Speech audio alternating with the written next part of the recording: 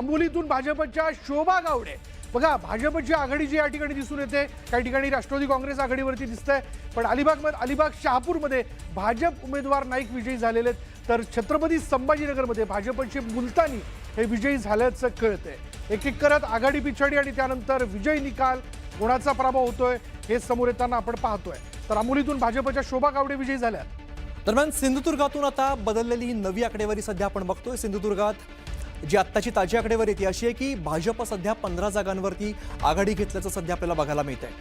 हे जे बलून्स येत आहेत ते नवी आकडेवारी घेऊन येत आहेत समोर, त्यामध्ये शिवसेनेला 6 जागांवरती सध्या आघाडी आपल्याला बघायला मिळते। भाजप 15, शिवसेना 6, त्यानंतर शरद पवारांची राष्ट्रवादी मात्र अजून शून्यवरतीच अडकलेली आपल्याला बघायला मिळते।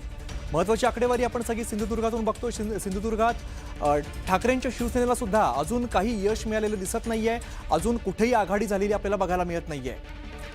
सिंधुदुर्गातली सगळी महत्त्वाची आकडेवारी आपण बघतोय। तरी सगळी बदलती आकडेवारी जी आहे ती आपण सगळे ताजे अपडेट्स बघतोय। इथून पुढचे अपडेट्स काय ते सुद्धा आपण बघूया।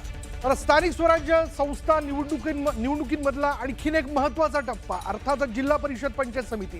सांगली झेडपीमध्ये भाजपने जोरदार कामगिरी केलेली आहे। भाजपने आपली आघाडी सांगली झेडपीमध्ये म्हणजे सांगली जिल्हा परिषदेत कायम ठेवल्याचं आपण बघतोय। सांगलीत भाजप 12, शिवसेना 3 आणि काँग्रेस 3 जागांवरती विजयी झालेले आहे। सांगलीत राष्ट्रवादी काँग्रेस, शरद पवार पक्षाने 5 जागांवर विजय मिळवला आहे।